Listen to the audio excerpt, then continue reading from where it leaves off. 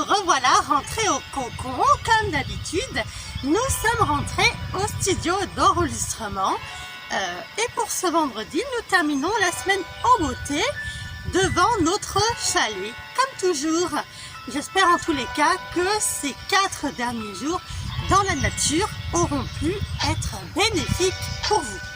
Le poème du jour: par les branches désordonnées, le coin d'étang est abrité, et là poussant la liberté, comporte et granulé. Un très joli poème que nous avons pour terminer cette semaine. On est déjà vendredi, donc on a terminé cette semaine en beauté. Allons-y.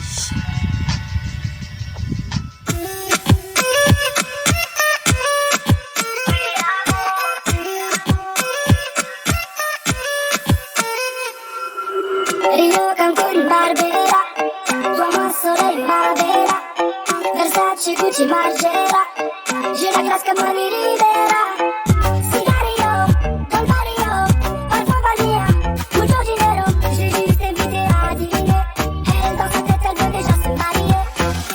Que du bif, que du bif, que du bif, que la mif, que la mif, que la mif, que du bif, que du bif, que du bif, oh ouais.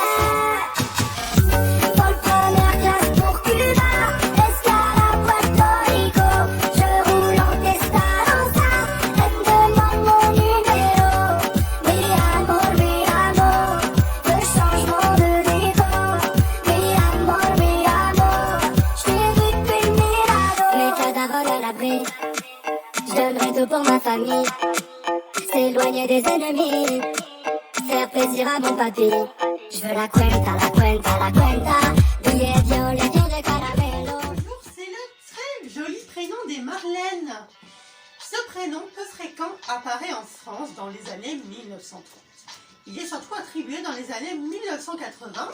Il atteint son apogée en 1985. C'est un prénom dont l'origine vient du grec Midgal, qui signifie tour. Ce prénom dont le caractère sous et à droite, elles aiment l'imprévu. Ce sont des aventurières. Donc les Marlènes sont des aventurières. Alors, depuis mercredi et hier, je vous explique qu'aujourd'hui nous faisons le point pour passer vos vacances d'été en toute sécurité. Comment vous baignez sans vous noyer, vous baignez sans risque, et vous aurez également des conseils pour ne pas attraper d'insolation.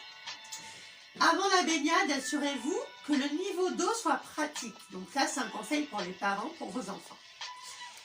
Donc apprenez à nager avec un professionnel, certainement un maître nageur.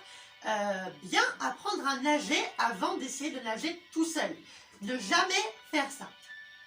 Ensuite, ne surestimez pas, donc ne jamais surestimer vos capacités. Et oui, vos capacités physiques. Tenez compte à votre ferme du moment. Donc ça veut dire quoi? Ça veut dire, vous allez dans l'eau, vous vous sentez à capacité de nager. Vous vous dites, je vais nager, j'ai l'énergie, je vais aller jusqu'au bout. Et là, vous allez jusqu'au bout et d'un seul coup, vous y êtes. Mais avant d'aller jusqu'au bout, il faut vous dire mes forces. J'aurai certainement des forces pour aller là-bas. Mais est-ce que j'aurai des forces après pour revenir? Donc, faites la moitié. Vous vous dites, par exemple, j'ai des forces pour faire, 2 km de baignade. Eh ben, tu fais pas 2 km pour l'aller. Vous faites, par exemple, un coup je dis qui, un coup je dis vous.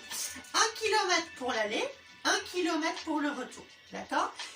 Vos forces, c'est ce qu'on vous dit d'ailleurs, ne surestimez pas vos capacités ni votre force. Donc bien prendre attention à ça. Vous vous sentez peut-être de capacité à vous baigner jusqu'à un endroit, mais ne pas... voilà, donc vous avez écouté, donc bien faire attention à ça et bien boire à chaque fois d'aller vous baigner. Respectez la signalisation et les consignes des maîtres nageurs si vous en avez. Équipez vos enfants, donc ça c'est pour les adultes, de brassards adaptés à leur taille ainsi qu'à leur poids.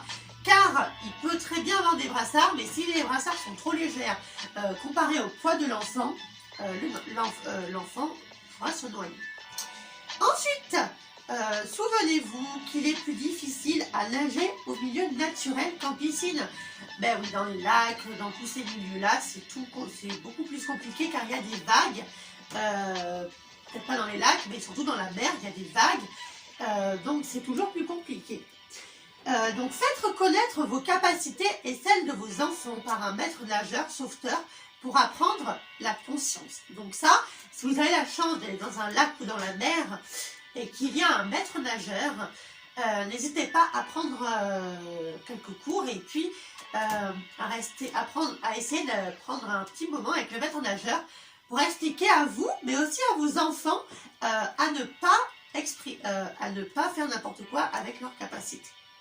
Restez toujours attentifs aux enfants, même au bord de l'eau, et même si c'est une zone surveillée, car même au bord de l'eau, n'importe quand il peut y avoir une vague, et n'importe quand, là, ils peuvent se noyer.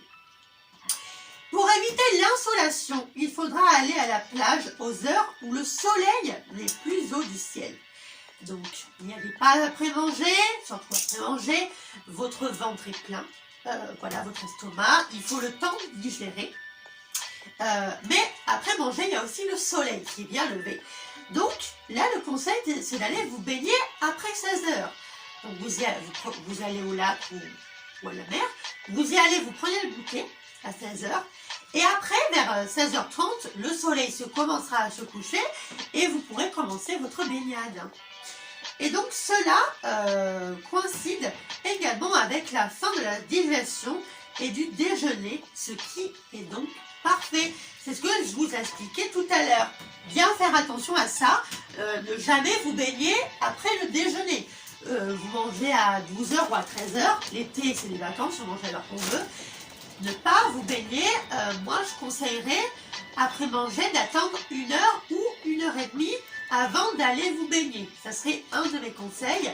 Bien faire attention à ces risques-là aussi, hein, parce que la baignade, même après manger, on se dit je déforce, je peux aller me baigner.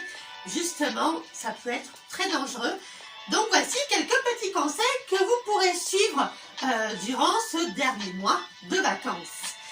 On se retrouve demain pour une nouvelle émission.